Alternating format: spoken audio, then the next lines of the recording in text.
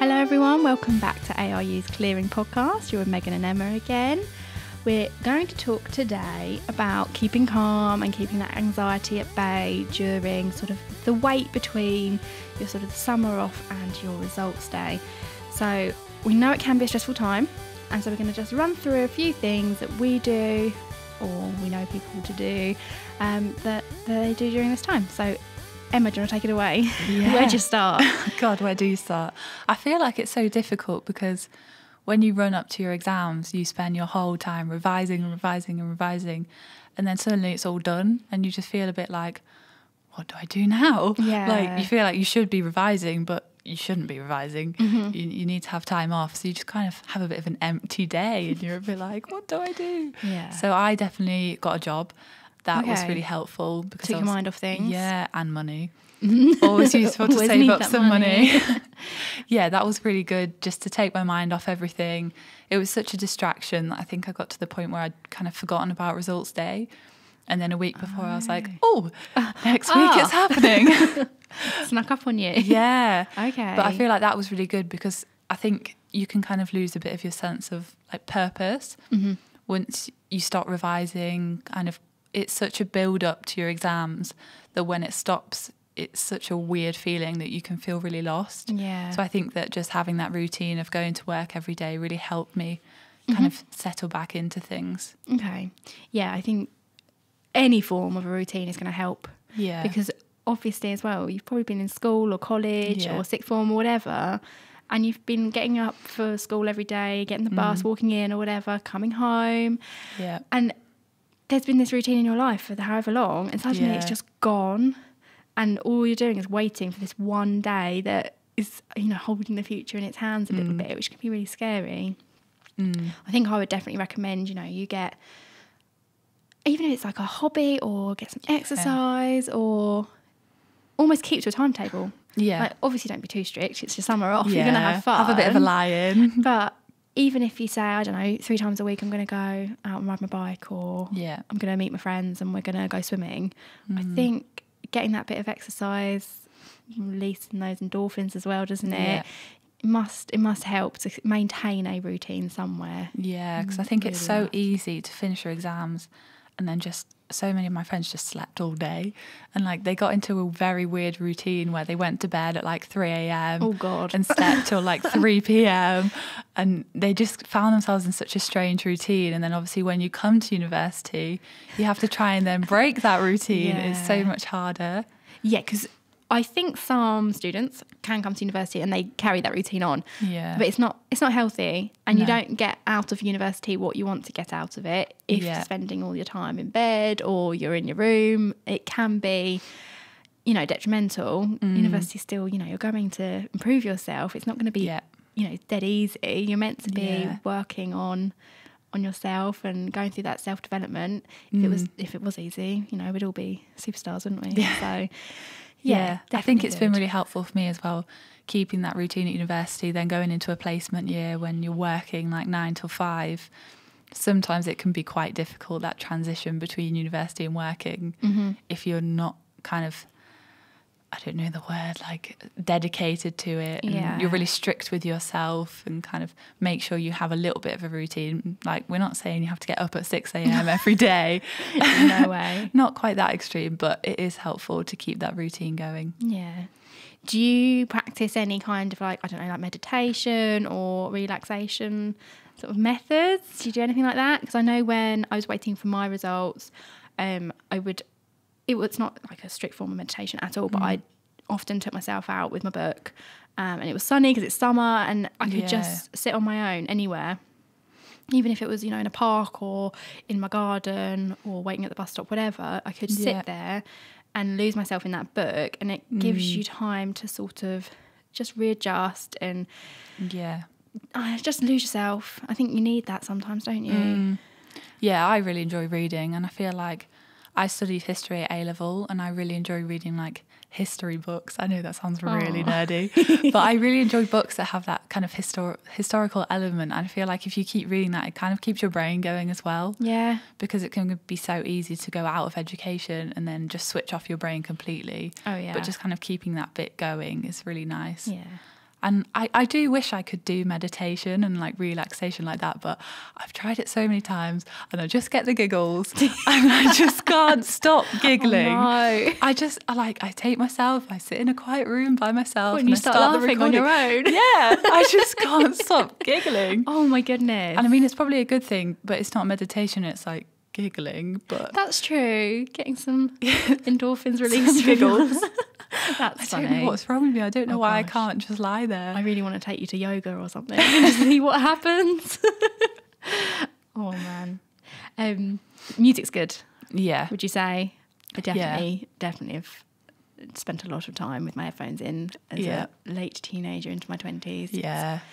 Good thing to do. I make playlists on Spotify all the time, depending on my mood. You know, if I just have like a bad day, I'll have like my bad day playlist. And then if I have a good day, it'll be my happy day playlist. But you can easily just make a couple of playlists that are going to help you chill out. Because no one knows what music helps you except from yourself, really. Yeah. I have a couple of good ones.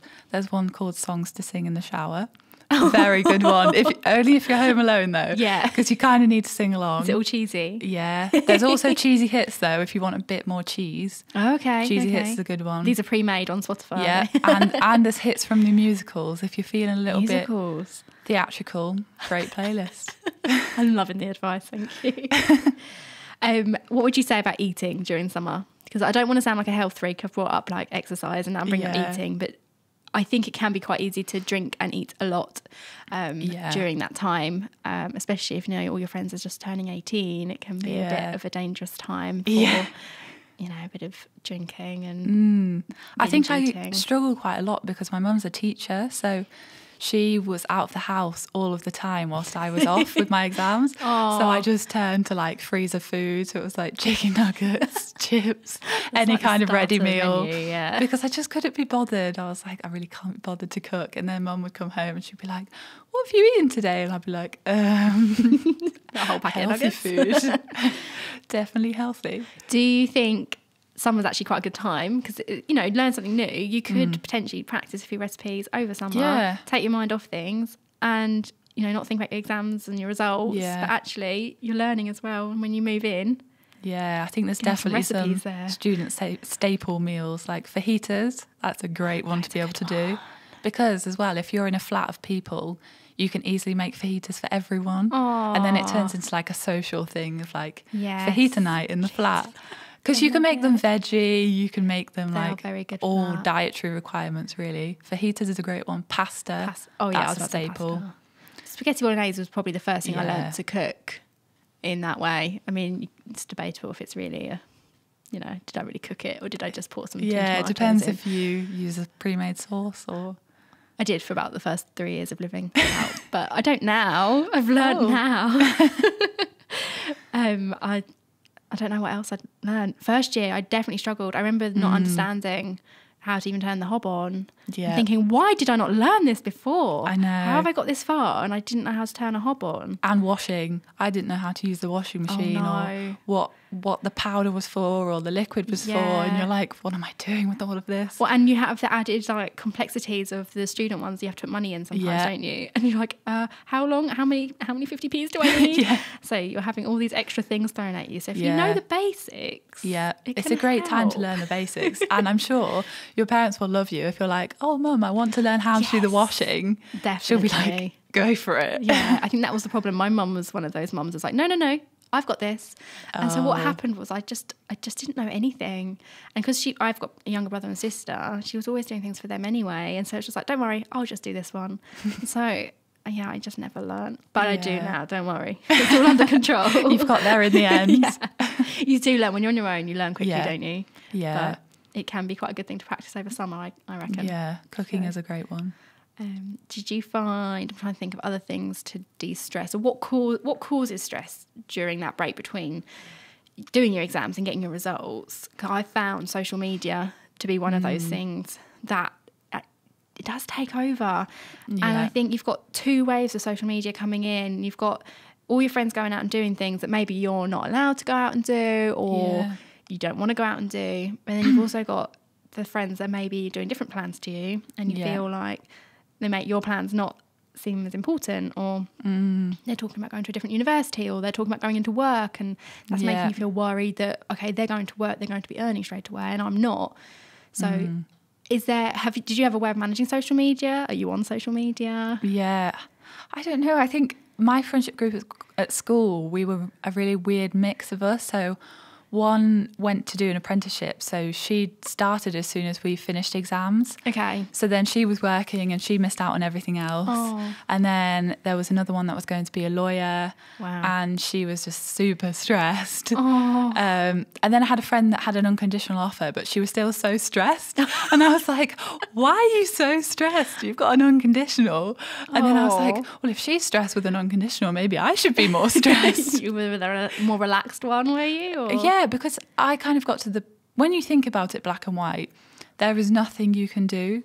By that point, there's nothing that you can change about those results. All you could do is, I suppose, if you panicked and you chose the wrong course, you can start looking at maybe other courses you wanted to do. Yeah. But fundamentally, you can't change the grade at that point. No. There's literally nothing you can do. No. And it's kind of whatever will be by that point. That's a good way of looking at it. And like you say, you can still plan to an extent. Obviously, if you don't know your results, you're going to have to wait to find out what they are. But if you're wanting to be proactive about something, there are other ways to become proactive and find other things. Like you say, look at other courses online, look at universities that are going into clearing. So our website goes live as of July 1st. It's been live.